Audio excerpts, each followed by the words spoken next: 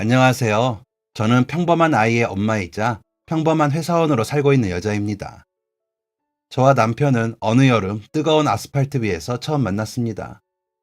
뒤에서 달려오는 어느 초등학생 무리에게 부딪혀 커피를 쏟았는데 앞에서 걸어오던 남자의 바지에 커피를 쏟아버리고 말았어요. 무더운 여름, 얼굴에는 땀이 흐르고 있었고 갑작스런 상황에 당황하기도 했고 예절 교육을 제대로 못 받은 건지 깔깔대기만 하고 달려가 버리는 아이들 때문에 짜증이 밀려왔습니다.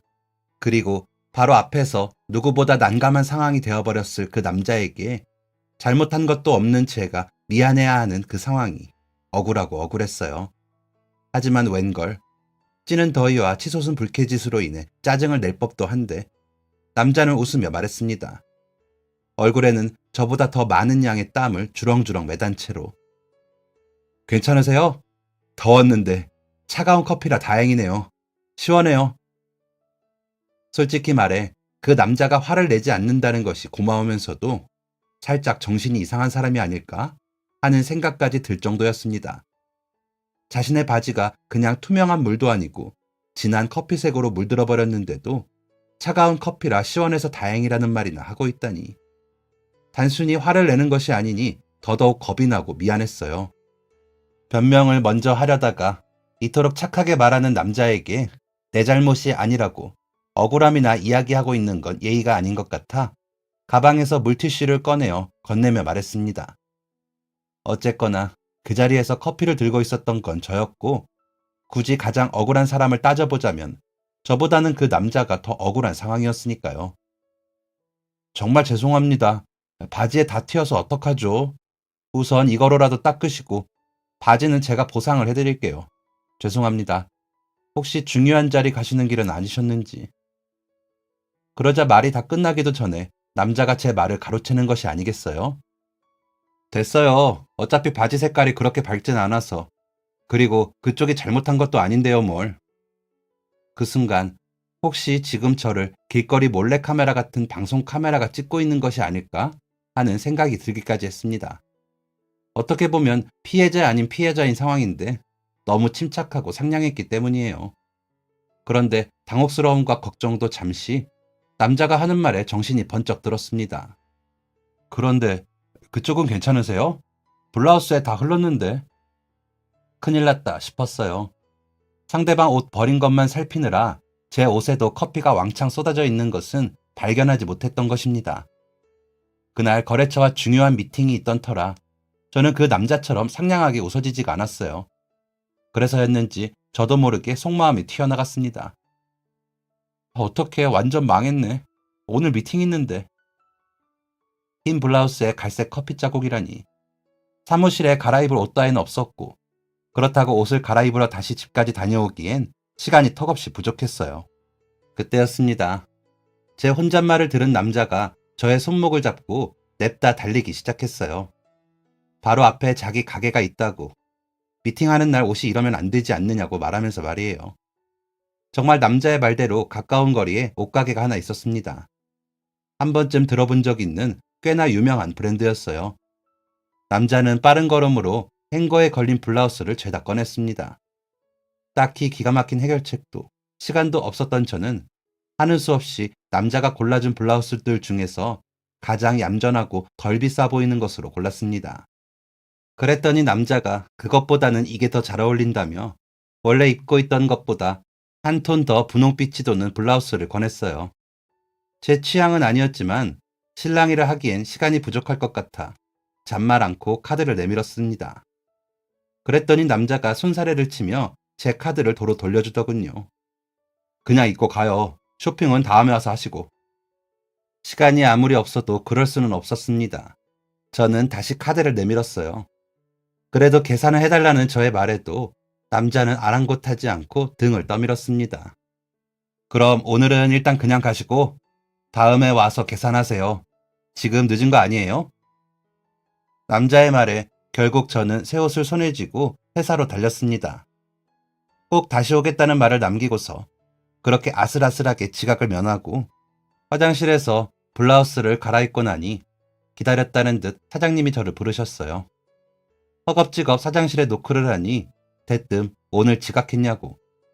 오늘 미팅 준비는 잘한 건 맞느냐고 나무라셨습니다. 잔뜩 얼어붙어 무슨 대답을 해야 할지 하얗게 질려버린 제게 사장님의 짓궂은 말 한마디가 툭 어깨를 두드렸습니다. 김주임, 오늘 출근길에 무슨 일 있었지? 정신없어도 정신 차려. 김주임 정신없이 멍 때리고 있으면 꼭 옛날에 무서운 영화에 나오던 강시 귀신 같아. 오늘 아침 회의 안 들어와도 되니까 탕비실 가서 얼른 커피로 수혈해. 우리 김강시 화이팅! 사장님의 쩌렁쩌렁한 목소리가 사장실 밖으로 울려 퍼지는 듯 했고 저는 저절로 정신이 번쩍 들었습니다. 사장님이 주신 황금 같은 아침 시간을 이용해 저는 길바닥에 다 쏟아버리느라 챙겨 마시지 못한 커피를 벌컥벌컥 위장에 때려 부을 수 있었어요.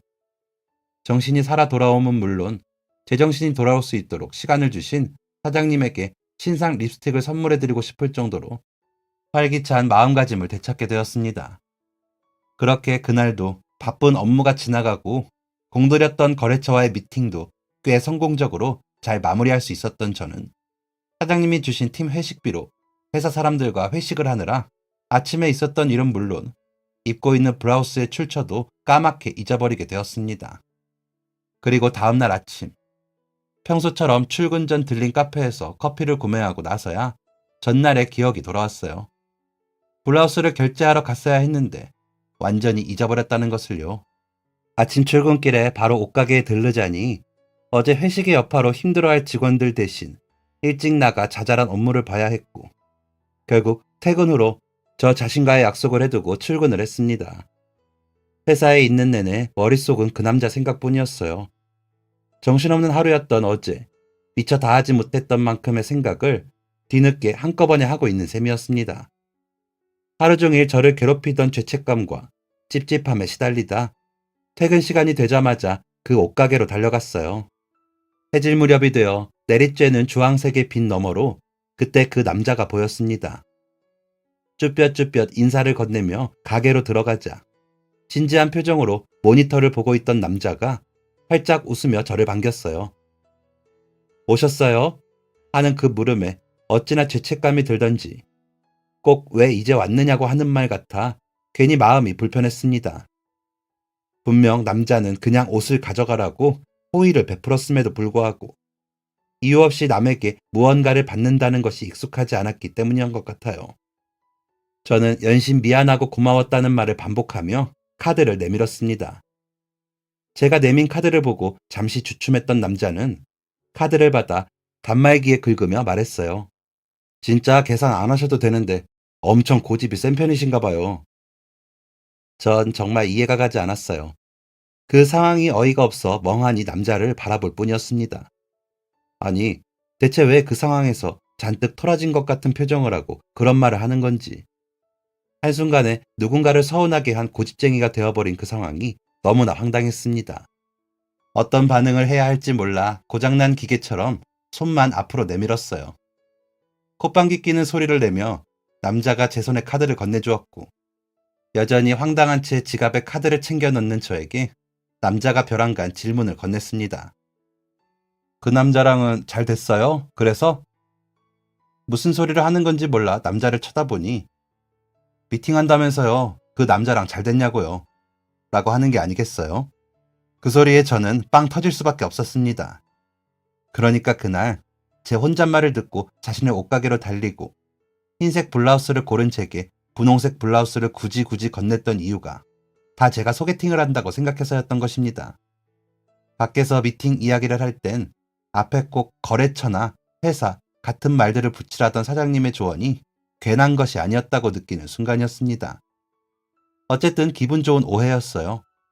모르는 사람이 저의 소개팅을 걱정해 잘 어울리는 옷을 골라주고 뿌듯했을 그 마음이 괜히 기분 좋고 재미있게 느껴졌습니다. 저는 여전히 기분이 언짢은 듯한 그 남자에게 물었어요. 잘 안 됐는데 블라우스 색깔이 저랑 안 어울린 거 아닐까요?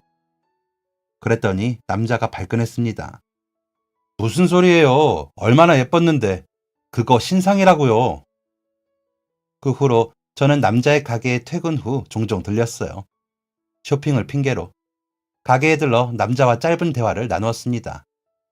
마음 맞는 새 친구가 생긴 것 같아 기분이 좋았어요. 무엇보다 알면 알수록 더 상냥하고 착한 사람인 것 같아서 마음에 들었습니다. 남자도 자주 가게에 들러 쇼핑을 핑계로 실없는 말을 건네는 제가 싫지 않은 눈치였어요.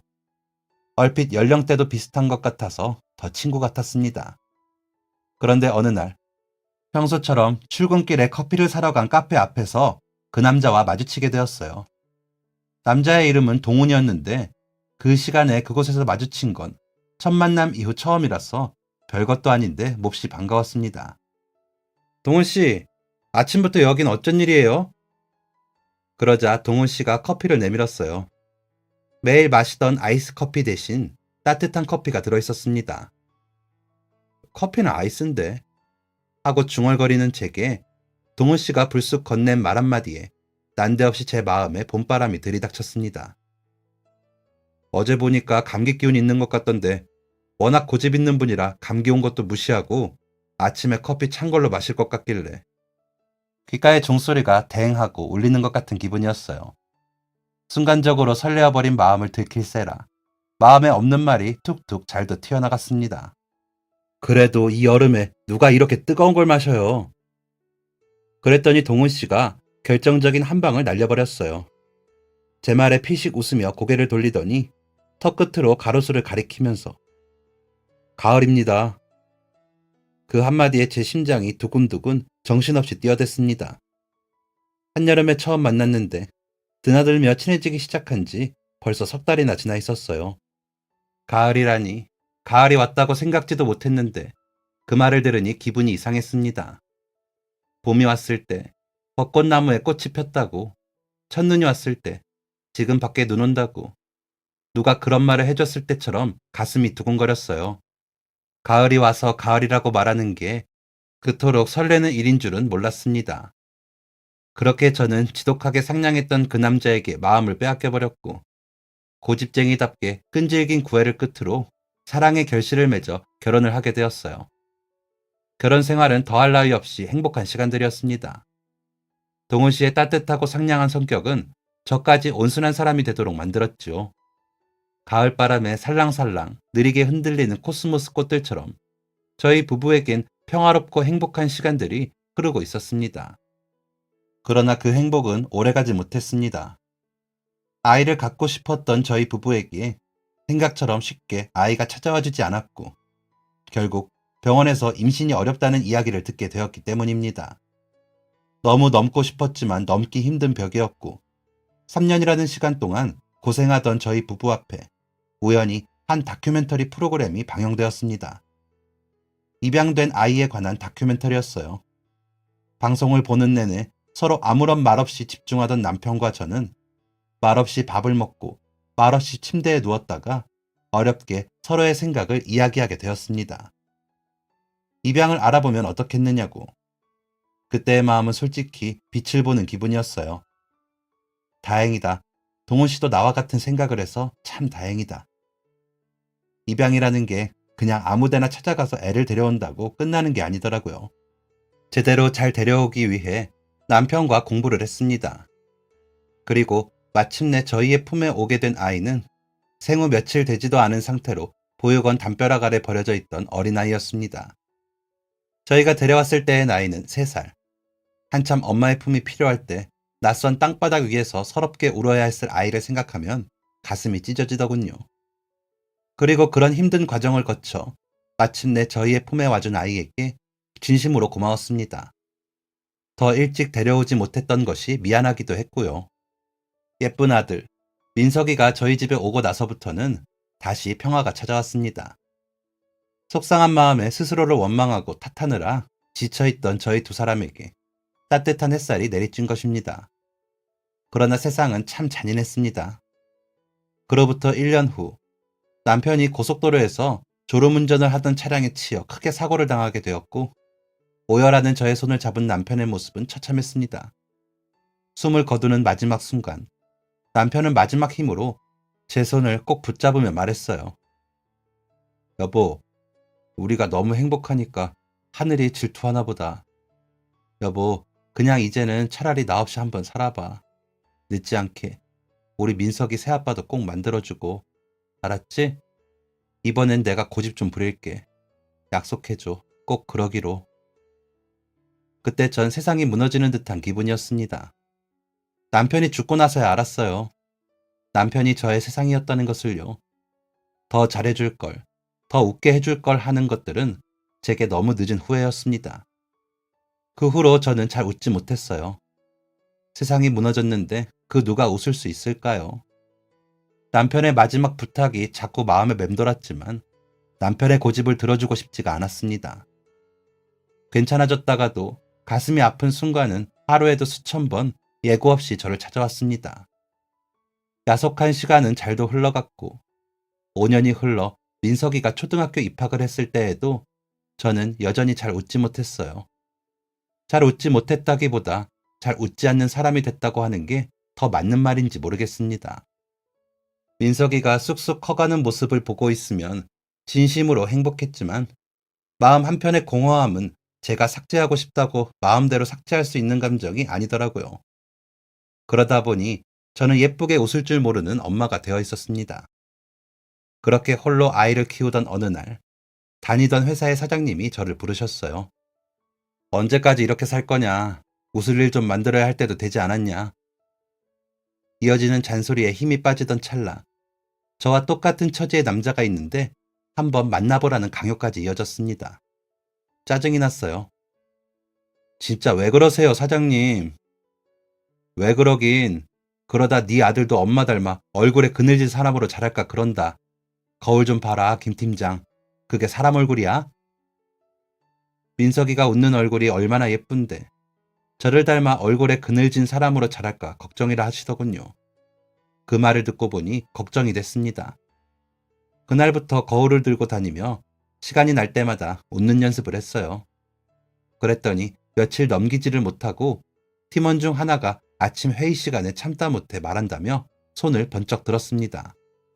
팀장님, 거울 보고 웃는 것 좀 그만하세요. 정말 무서워요. 그렇게 웃는다고 웃어줘요? 웃을 일을 먼저 만드셔야죠. 제가 앞으로 웃긴 이야기 하루에 한 개씩 보내드릴 테니까 그거 보고 웃어보세요. 갑자기 화장실에서 거울 보고 웃고 계시지 말고요. 저 맨날 간 떨어져요. 회의가 끝나고 모두가 나간 회의실에서 덩그러니 남겨진 제게 사장님이 다가왔습니다. 그리고는 그냥 한번 만나만 보라는 그 말씀에 고개를 끄덕였어요. 사장님께서 소개해준 남자는 저처럼 아들이 하나 있는 사람이었습니다. 큰 관심은 없기도 했고 저와 비슷한 처지라고 설명했던 사장님을 떠올리며 그냥 비슷한 사연이 있는 사람이겠거니 했어요. 첫 번째 만남은 밥을 먹던 도중 남자가 갑자기 아들한테 가봐야 한다며 서둘러 자리가 마무리되었고 그때 미안함을 식사로 갚고 싶다는 말에 다시 나간 자리에서 저희는 저희의 이야기보다 각자 자녀에 대한 이야기를 꽃피우게 되었습니다.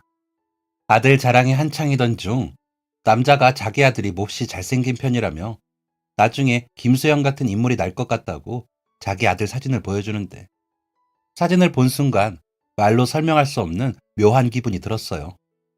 아직도 그 묘하고 찝찝한 기분을 잊을 수가 없습니다. 사진 속 그 남자의 아들이라는 아이는 저희 아들과 지나치게 닮은 외모였어요. 어린아이답지 않게 짙은 눈썹에 눈 모양, 턱선뿐만 아니라 눈동자 색과 입모양까지 민석이와 닮은 모습이었습니다.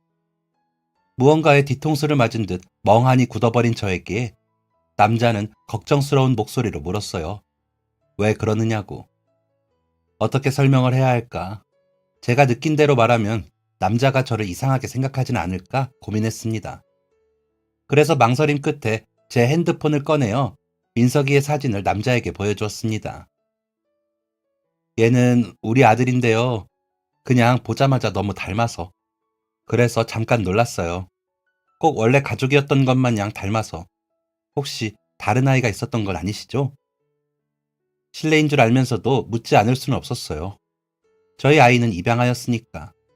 가능성이 없는 이야기가 아니었습니다. 그런데 돌아온 남자의 반응에 저는 숨쉬는 법을 잊을 정도로 깜짝 놀라고 말았어요. 놀랐다고 하기보다 충격이었다고 해야 할까요? 사실 사진 보여드리고 아들 이야기하면서 말씀드리려던 참이었는데 이렇게 말씀드릴 생각은 아니었는데 우리 도연이가 제 친아들이 아니에요. 사실 지윤 씨 처음 만나던 날 가장 먼저 지윤 씨가 저한테 물어보실 줄 알았어요. 왜 결혼도 안 했는데 애를 키우고 있느냐고. 근데 묻지 않으시더라고요. 미혼에 애를 키우고 있다는 게 꼭 죄가 되는 것 같아 그런 질문들이 싫었는데. 묻지 않는 지윤 씨가 고마웠어요. 그러면서도 내 아이가 아닌데도 키우고 있다는 것까지 알게 되면 그때는 어떻게 반응하시려나 걱정과 두려움이 들었어요. 싫어하시면 그냥 예전처럼 도연이랑 같이 잘 살면 되는데 사람 욕심이란 게 한 번 기대를 품으니 죄송해요. 처음부터 감추려고 했던 건 아니었는데. 겨우 두 번째 만남밖에 되지 않았는데 남자는 꼭 오랜 세월을 제게 속여왔던 것처럼 미안해했습니다. 그러니 저도 덩달아 미안해지더라고요. 저는 그저 서로 살아온 이야기를 나누다 자연스레 아이의 이야기까지 들려줄 생각이었고 그런 생각을 하면서 속으로 성진 씨에게 미안하진 않았기 때문입니다. 미안하지 않아도 된다고 아직 서로를 다 알기엔 겨우 두 번째 만남이지 않느냐고 대답을 해놓고 사실 우리 민석이도 입양하라고 말을 하려고 보니 그제야 뒤늦게 온몸에 소름이 돋았습니다. 남자와 잘 맞을지도 모르겠다 말씀하시며 더 늦기 전에 한 번만이라도 만나보라고 권하셨던 사장님께서는 남자의 아이도 입양하라는 걸 이미 알고 계셨던 걸까요? 알고 저를 소개하셨던 걸까요? 이런 우연이 또 있을 수 있나 싶었습니다. 서로의 마음을 서로가 잘 이해하지 않겠냐는 그 말이 단순히 혼자 아이를 키우고 있는 부모라서가 아니었다는 걸 그제야 알게 되었습니다. 분명 이토록 미안해하는 남자에게 제 아이 역시 입양하라는 사실을 털어놓게 된다면 저보다 더 놀라고 충격을 받을 상황이었어요. 하지만 이대로 넘어간다면 평생 이야기할 수 없을 것 같은 기분이 들었습니다. 많이 놀랄 남자가 걱정되었지만 입을 떼었습니다. 그런데 있잖아요. 사실 우리 민석이도 제 친아들이 아니에요. 3년이 지나도록 아이 갖기가 힘들어서 입양을 했었어요. 이제 막 3살이 되었다던 그 아이를 지금으로부터 6년 전에 힐끔힐끔 말을 하면서도 남자의 반응을 살피게 되더군요. 그리고 역시나 남자는 제 예상처럼 깜짝 놀라고 충격을 받은 얼굴로 저를 빤히 바라보았습니다.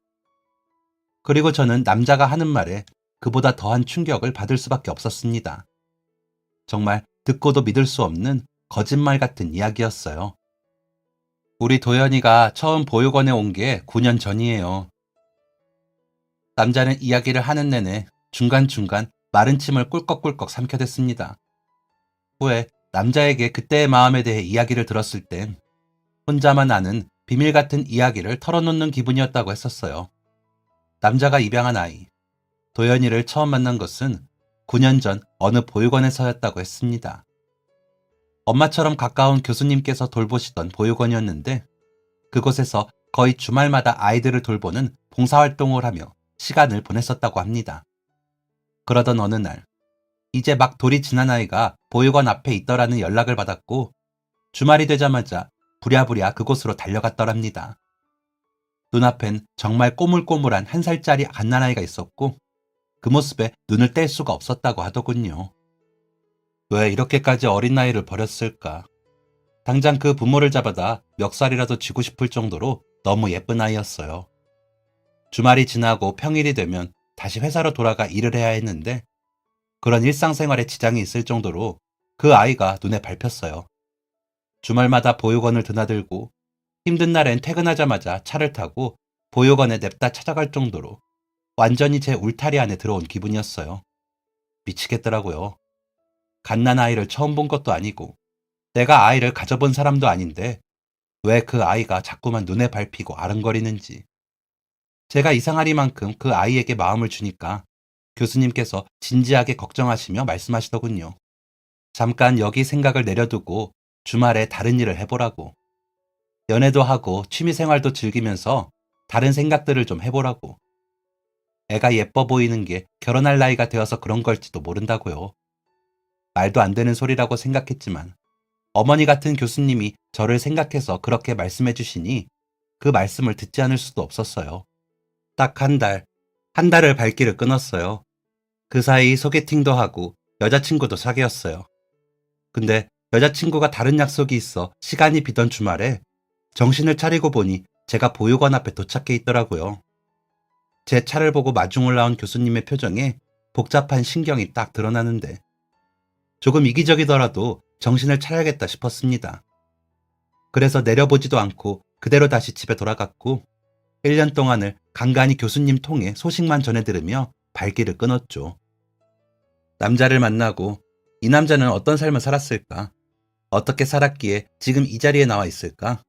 많은 것들이 궁금했었는데 하나의 이야기로 그가 살아온 그동안의 인생이 다 그려지는 것 같았습니다.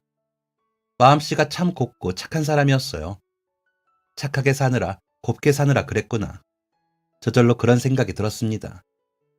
잠깐 숨을 고르며 앞에 놓인 커피를 한 모금 마시는 동안 저는 남자가 뒤에 들려줄 이야기를 추측했어요.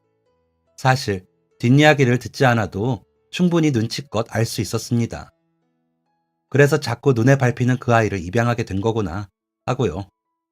그래도 어떻게 1년 동안이나 발을 끊고도 다시 마음이 가게 되었던 것인지는 궁금했어요. 저였다면 미혼의 몸으로 아이를 입양하기가 쉽지 않았을 것입니다. 아니, 애초에 미혼이었다면 생각조차 하지 않았을 일이었어요. 그런데 이 남자는 왜? 1년 정도면 충분히 마음 정리를 할 수 있었을 법도 한데 어째서였던 걸까? 남자는 제 마음속 질문들에 대답을 하기라도 하듯 천천히 말을 이어갔습니다. 제가 부모님이 안 계셨거든요. 어려서부터 가정에 불화가 많아서 부모님 두 분 이혼하시고 이리저리 버려지다 결국엔 교수님 손에 컸어요. 주로 초등학생들 위주로 돌보시던 교수님이었는데 갑자기 곧 고등학교 입학할 제가 떡하니 나타난 거죠. 그래도 교수님은 정말 잘해주셨어요. 사춘기 남자애가 버거우셨을 법도 한데 모진 말 한 번을 하지 않으시고 사랑으로 대해주셨죠. 교수님은 저뿐만 아니라 다른 아이들에게도 늘 동등하게 애정을 베푸셨거든요. 근데 웃긴 게 저는 그런 사랑을 받아본 게 태어나서 처음이었다는 거예요. 그러면서 제일 많이 했던 생각이 나를 끝까지 책임지지 못하고 자기들 살겠다고 나를 버려버린 부모님을 원망하는 게 아니라 더 빨리 버려주지. 차라리 나를 더 빨리 이곳에 올 수 있게 해주지 하는 생각이었어요. 이해가 안 가시죠? 저도 알아요. 우스운 생각이라는 거. 그래서 그 1살짜리 갓난아이가 2살이 되는 시간 동안 자꾸만 16의 저를 떠올리게 됐어요. 제가 그때 그런 생각을 했던 건 1살이라도 어릴 때부터 사랑받았더라면 더 좋았겠다 라는 욕심 때문이었으니까. 그 아이도 1살이라도 더 어릴 때 사랑받아야 한다는 생각. 물론 제가 대학을 졸업하고 취직을 해서 나와 살면서도 다시 보육원을 찾아 봉사활동을 시작하게 된 것도 그런 마음 때문이긴 했어요. 교수님이 내게 그랬던 것처럼 나도 아이들에게 애정을 나눠주고 싶어서 아이들로 하여금 비록 다른 이들과 나눠 갖는 사랑이더라도 그 사랑받는다는 기분을 느끼게 해주고 싶어서. 하지만 상처가 있겠죠. 아이들 마음속에. 커버린 아이들은 나중에 어른이 되어서도 그때의 기억들을 다 마음에 품고 살아요. 차라리 기억을 못한다면 얼마나 좋을까. 근데 갓난아이는 기억을 못하잖아요. 그래서 그런 생각을 했어요. 이 아이에게 버려졌다는 기억이 완전히 지워지려면 어떻게 하면 좋을까? 교수님, 도연히 제가 아들 삼아 키우고 싶습니다. 제 말에 교수님은 눈물을 흘리며 반대하셨어요.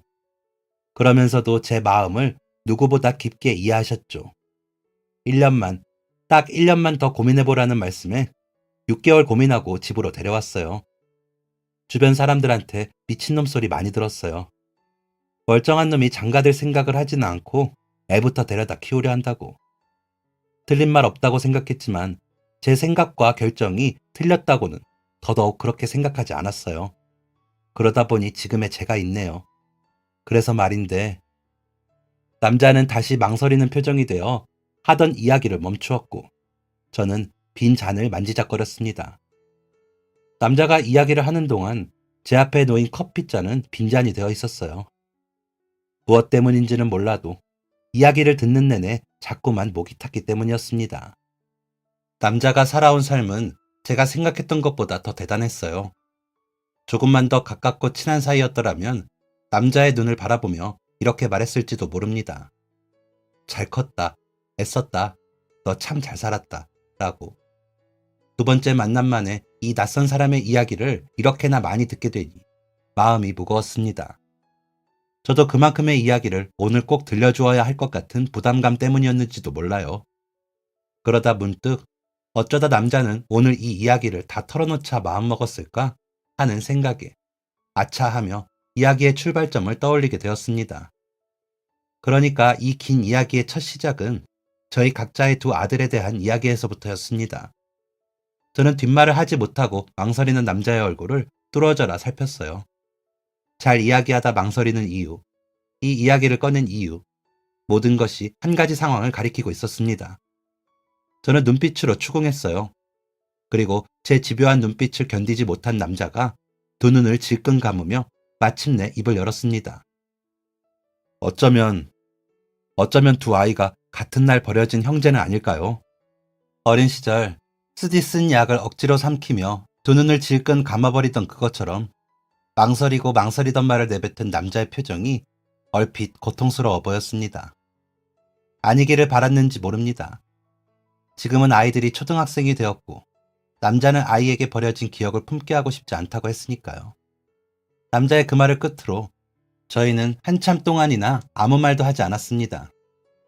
그리고는 음료 하나씩을 더 주문하고 차근차근 하나씩 아이에 대한 것들을 종이 위에 나열했어요.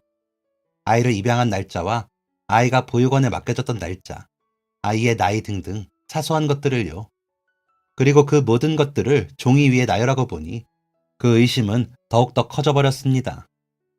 저희가 각각 아이들을 입양한 날짜는 달랐지만 보육원에 기록된 날짜는 같은 날짜였고 나이도 1살 차이라 형제인 것 같다는 의심을 지우기 힘들었기 때문입니다. 버려진 날짜가 같다는 점, 그리고 사진상으로만 봤는데도 너무나 닮아 있는 두 아이의 모습은 저희 두 사람을 결국 유전자 검사까지 하게 만들었어요. 아이들에게는 먼저 이야기를 하는 게 좋을까 고민을 많이 했지만 부모인 저희가 먼저 정확한 사실 판단을 하고 나서 이야기를 해주는 게 맞겠다고 생각해 아이들 모르게 검사를 진행했습니다.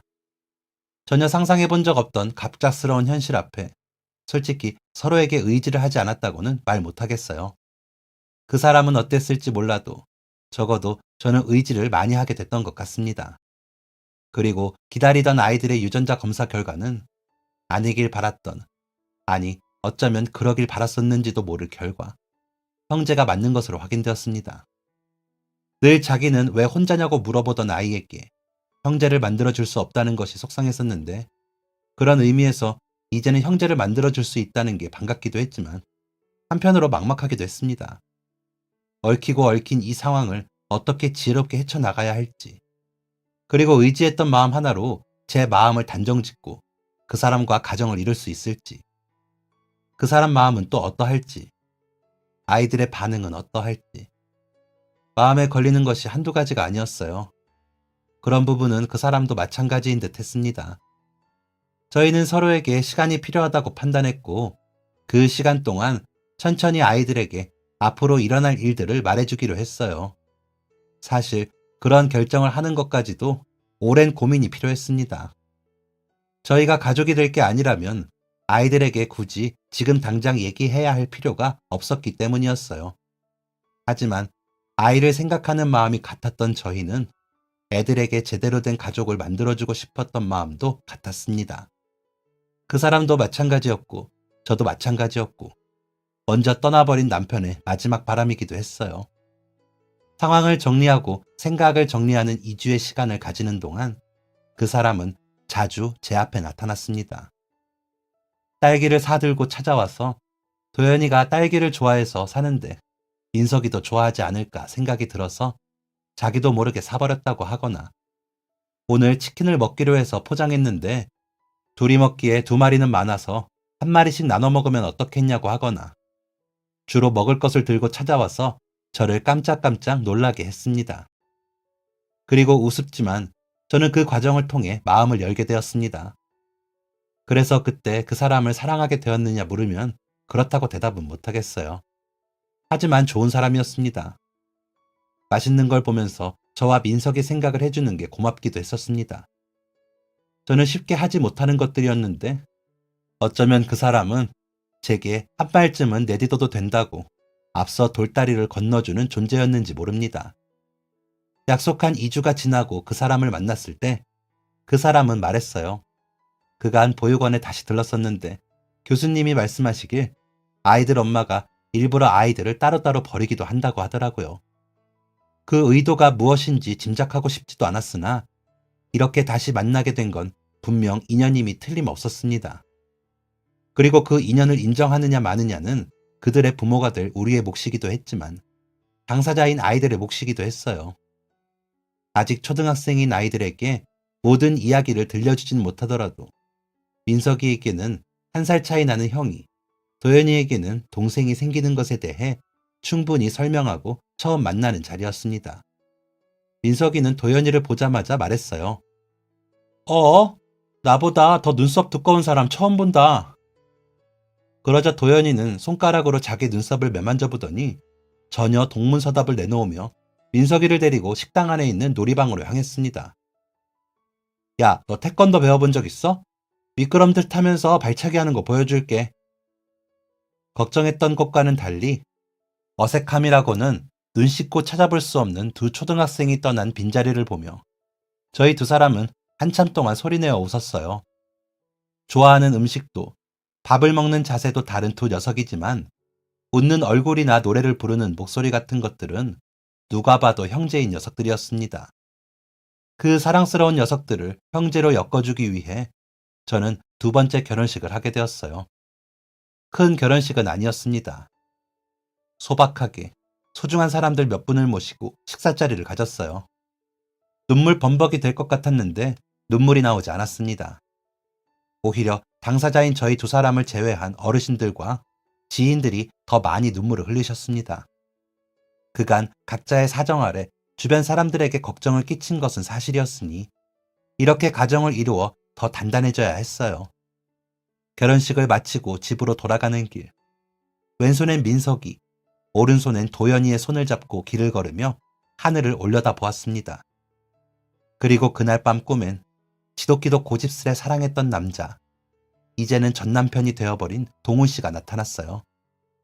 먼저 하늘나라로 떠나고서 단 한 번도 꿈에 찾아오지 않던 사람이었는데 저도 모르게 꿈속의 동훈 씨에게 나 잘했지? 하고 물었습니다. 그랬더니 푸르게 우거진 나뭇잎 사이로 동훈 씨가 희미하게 웃으며 말했습니다. 진짜 잘했어. 이제 웃으면서 살아. 그 꿈을 꾼 이후로 더 많이 웃게 됐어요. 민석이가 별것 아닌 장난을 쳐도 평소보다 더 큰 소리로 웃어주는 엄마가 됐습니다. 도연이도 처음엔 눈치를 보다가 이내 할 수 있는 장기란 장기는 다 부려댔어요.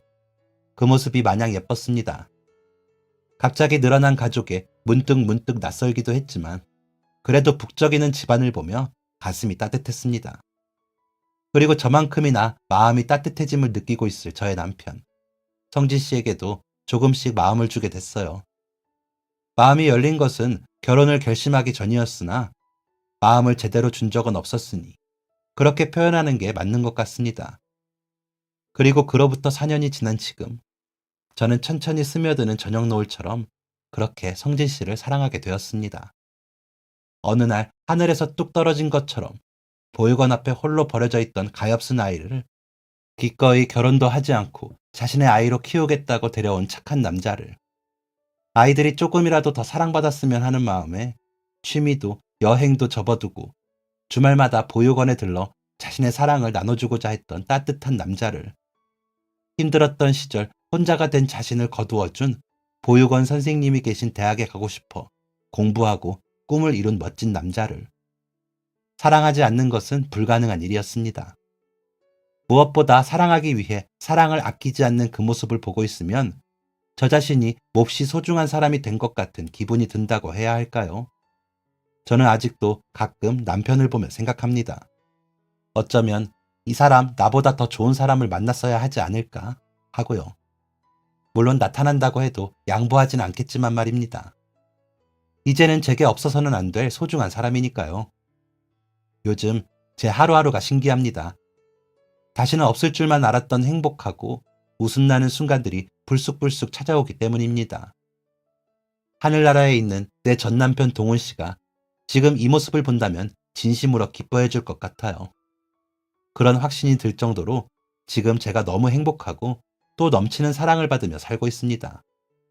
물론 그렇게 받은 사랑은 저희 두 아들에게 고스란히 전달되어 그들이 또 다른 곳에 어떠한 사랑을 전하기를 바라고요. 이 글을 마치며 제게 다시 사랑받는 기분을 알게 해주는 것은 물론이고 누군가를 다시 사랑하는 방법까지 알게 해준 성진 씨. 저의 소중한 남편에게 너무 고맙습니다. 그리고 그에게 배운 사랑을 더 많이 나눠주고 싶습니다. 남편에게, 아들들에게, 그리고 남편이 사랑하는 세상의 모든 아이들에게 그 사람의 진심을 전하고 또 전하면서 말이에요. 요즘은 제가 사랑하는 두 아들이 제 나이가 되었을 땐 어떤 모습일까를 상상하곤 합니다. 그 상상이 재미있는 것은 진심으로 그 모습이 궁금하기 때문이에요. 여러분, 아직 사랑을 완전히 다 모르는 배울 것이 많은 사람이지만 감히 말씀드려보자면 사랑은 궁금함에서 시작됩니다.